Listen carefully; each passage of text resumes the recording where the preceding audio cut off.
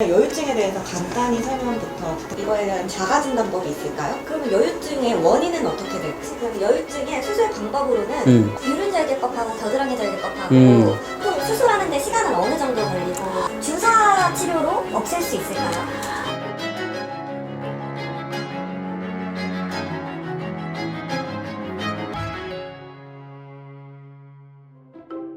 네, 안녕하세요. 궁금한 게 많은 이고은 PD입니다. 얼마 전 한 예능 채널에서 방송인 장성규 씨가 과거 여유증 수술을 받은 적이 있다고 고백해서 화제가 되었는데요.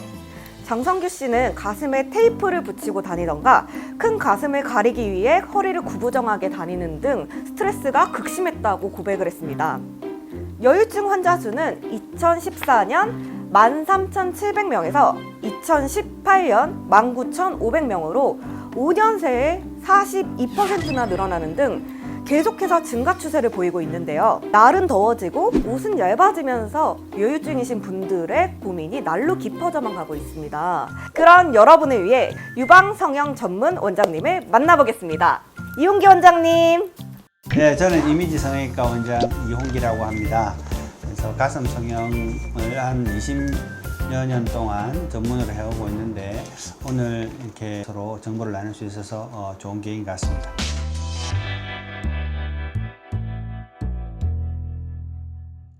여유증이라고 하면 여성형 유방증, 남자인데 가슴이 여자처럼 생겼다라고 하는 증세를 뜻합니다. 그죠? 그런데 이제 이게 과연 병인지 아닌지는 사람마다 참 다릅니다. 제 환자들 중에 그 여유증 수술을 받아오시는 분들 중에는 한 부류는 군대 입대를 앞둔 젊은이들이 일정하게 격리되고 밀폐된 사회에 들어가는데 거기에 들어가서 남자가 가슴이 너무 많이 나온 경우에 사실은 거기에는 남성들만 모여 있으니까 밤에 옆에 침대에 자다가 건드린다든지 그런 일이 생겨서 이 병을 앞둔 젊은이들이 좀 많이 찾아옵니다. 그 다음 두 번째는 이렇게 지금 같은 여름에 반소매 티를 입거나 밀착된 옷을 티를 많이 입게 되면 그때 유달스럽게 내 가슴이 튀어나와 보이고 유두가 튀어나와 보인다. 그런 사람들이 또 이것을 문제 삼아서 오기도 합니다. 그래서 사실은 여유증이라고 하는 것은 딱 칼로 딱 여기서부터 여유증, 여기 여유증이 아니다. 그런 건 없어요. 정신적인 스트레스를 받는 게 사실 여유증의 많은 진단 문턱을 넘어서는 겁니다. 저도 많이 있어요. 근데 저는 별 문제가 하지 않아요. 저는 스트레스 안 받거든요. 근데 어떤 사람들은 굉장히 스트레스 받습니다. 그 시술 전에 스트레스를 많이 받은 사람일수록 만족도가 큽니다. 왜냐하면 아주 경미한데도 심지어 저보다도 훨씬 더 가슴 솟은 게 없는데도 나는 유두가 볼록 솟아서 유두 티를 못 입겠어요. 그것 때문에 하는 사람은 그 부분만 딱 제거를 해도 굉장히 만족하시고요. 어떤 분은 이렇게 살이 쪄서 정말 웬만한 여성보다 가슴이 큰 사람들도 나는 전혀 문제가 없습니다. 그런 사람한테는 사실은 아무리 잘해드려도 문제의식이 없는 사람한테는 만족이 없는 거죠. 그래서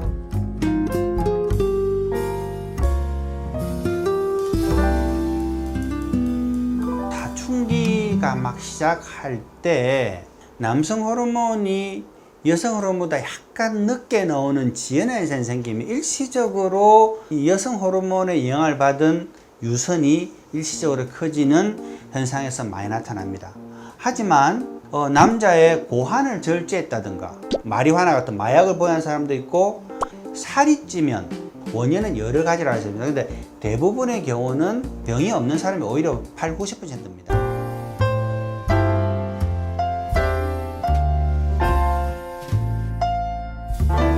아까 말씀드렸다시피 그냥 사춘기에 일시적으로 생겼다가 1년 내에 없어져 버리는 남성 호르몬이 일시적으로 작았다가 다시 이걸 쫓아가면 두 개 밸런스가 맞추면 수술이 필요 없는 경우도 많죠. 그래서 1년 동안 지켜본다 라고도 할 수도 있고, 두 번째는 아까 가성 여유증이라고 해서 살이 찌는 사람이 지방이 많이 차 있는 경우는 지방 흡입만으로도 충분히 가슴이 나머지 부위, 즉 배라든지 옆구리라든지 이게 조화롭게 되면 그로 치료 끝이 될 수 있습니다.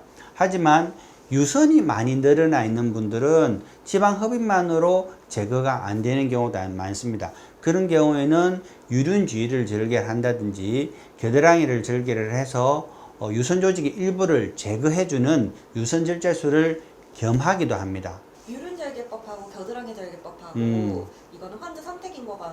아니면 남자도 유선이 있어야 되는데 그게 너무 납작하면 굉장히 보기 싫겠죠, 그죠? 그래서 그게 부드럽게 있어야 되는데 유륜절개법은 조심할 게 폭탄 맞은 땅처럼 폭 파질 수가 있습니다. 그게 이제 조심해야 되기 때문에 그 부분이 딱 모여 있는 사람은 유륜절개법이 적당하고 전체적으로 좀 퍼져 있는데 유선 조직이 이렇게 납작한 접시 모양으로 있다. 그럴 땐 겨드랑이를 통해서 옆으로 평행선으로 접근하는 것이 아주 골고루 유선이 제거된 모양을 얻을 수 있습니다. 그러면 보통 수술하는데 시간은 어느 정도 걸리고? 보통 짧게는 1시간에서 많게는 한 2시간에서 3시간 정도 걸릴 수 있습니다. 일상생활 복귀는 보통 큰 지장을 주는 근육을 손댄다든지 하는 것이 아니라 대부분 유선이라는 게 이 근육 위에 피부 아래에 있는 거니까 그렇게 일상생활에 오랜 동안 장애를 주지 않습니다. 그래서 보통 짧게는 이틀 정도 쉬시면 되고 길면 4, 5일 정도 쉬시면 충분히 회복이 가능합니다. 대신에 늘어진 피부와 그 사이에 빈 공간이 딱 밑에 있는 근육하고 딱 맞으려면 한 2달 정도는 충분히 상처가 쭉 오그라드는 기다려서 하시는 게 좋고 압박 옷을 착용하는 것이 밑으로 처지는 걸 예방하는 데 도움이 되기도 합니다. 그래서 한 2달 정도는 심한 운동은 자제하시고 부드러운 일상생활만 하세요라고 저는 보통 권해드리는 편입니다.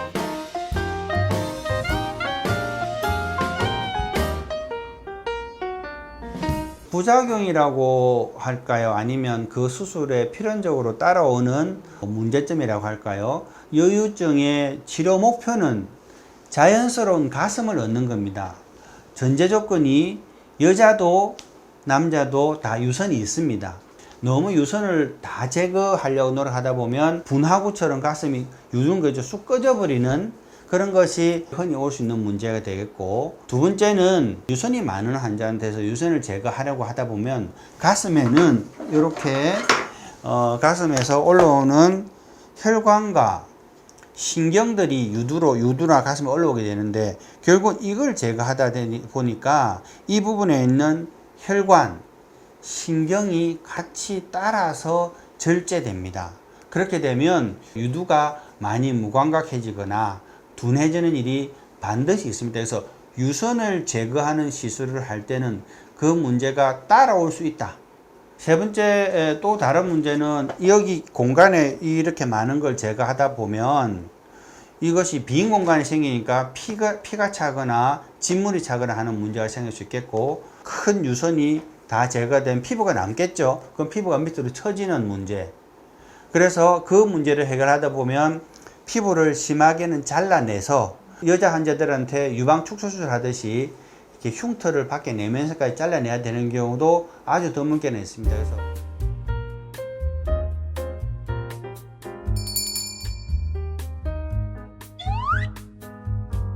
수술을 결정하게 된 계기가 그냥 옷 입을 때 좀 선택할 수 있는 제약이 생겨서요. 나름 컴플렉스가 있어가지고 주변에 또 받고 되게 만족한다는 친구가 있어서 추천받아서 받았습니다. 수술 후에 통증은 어땠어요? 보통 그렇게 많이 아파하지 않는다고 듣고 그냥 안심하고 했는데 저는 솔직히 많이 아팠고요. 못 견디겠다 정도는 아니었는데 꽤 많이 불편했습니다. 한 2주 정도. 근데 수술하고 나서 그 수술 부위보다 배 쪽으로 멍이 내려와서 그게 훨씬 더 불편했고, 네, 일상생활에도 뭐 큰 지장은 없고요. 그냥 불편한 정도. 그리고 수술 후에 만족도는 어느 정도 되나요? 완전히 이제 모양을 잡기까지는 시간이 몇 달 걸린다고 들었는데 저는 지금 수술하고 나서 2달이 아직 안 됐는데 일단 옷 입기는 훨씬 편해졌어요. 티셔츠 같은 거나 셔츠 입는데도 이렇게 튀어나오고 이런 부분이 사라져서 지금은 옷 입는데 크게 뭐 그런 컴플렉스 없이 잘 입고 다닙니다. 여유증으로 유방암이 생길 수도 있다. 그거는 그러니까 여유증이 유방암이 되는 것이 아니라 남자가 유방암을 가진 사람은 마치 여유증처럼 유륜주의가 튀어나올 수 있다. 무슨 말이냐면 유방이 뭐가 이상하게 비대칭적으로 한쪽만 생긴다든가 아니면 여유증의 대부분은 유두를 중심으로 동그랗게 좌우 위아래가 대칭 모양으로 주로 잘 생깁니다. 유두를 중심으로 한쪽으로만 종괴가 생겨요. 그 다음에 이상하게 젖 같은 것도 나와 혹은 피 같은 거 나와. 이럴 때는 꼭 남자들도 유방암 의심해 보셔야 됩니다. 지방형 여유증의 경우에는 주사 치료로 없앨 수 있을까요? 지방을 녹이는 주사라고 하는 것이 선택적으로 그 충분히 우리가 원하는 지방을 다 녹일 수 있다면 이 세상에서 지방 흡입술이라는 시술은 없어져야 됩니다. 근데 그렇지 않죠. 원하는 만큼 우리가 원하는 양의 지방 조직을 충분히 녹일 수 있지 않기 때문에 사실은 그 시술만으로 충분히 효과를 얻기는 거의 불가능하다고 생각하시면 됩니다. 유두만 줄일 수도 있나요? 남성의 경우도 유두만 줄이는 경우도 가끔 있습니다. 많지는 않으나 어떤 경우는 양측 비대칭의 유두가 있는 경우도 있어요. 그 수술이 더 간단한가요?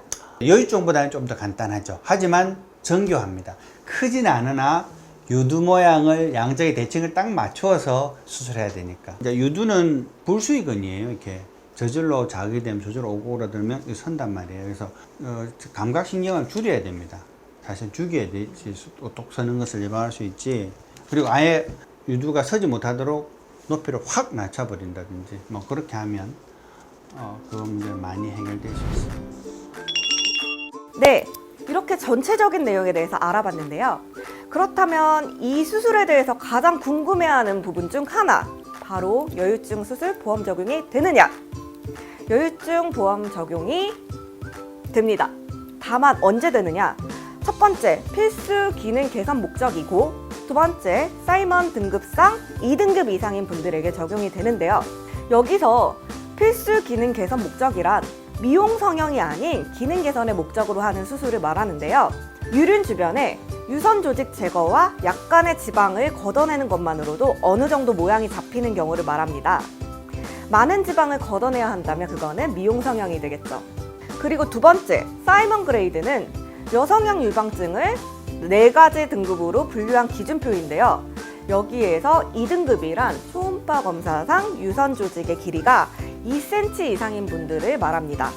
그런 분들의 경우에는 보험수가 적용이 됩니다. 이렇게 조건을 충족시켜서 보험 적용을 받으셨다면 환자분이 부담해야 하는 부분은 압박복이나 초음파 검사비, 마취제 이 정도의 비용이 되겠습니다.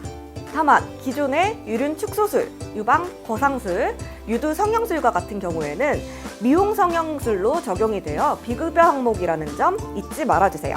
그리고 많은 분들이 실비 문의를 주시는데 실비 같은 경우에는 본인이 가입되어 있는 보험회사나 약관에 따라 달라질 수 있으니까 직접 보험회사에 문의하시는 것이 가장 정확하겠습니다. 지금까지 여유증의 A to G를 알아봤는데요. 궁금증 해결되셨을까요? 다른 궁금한 질환이 있다면 댓글로 남겨주세요. 지금까지 이고은이었습니다. 안녕!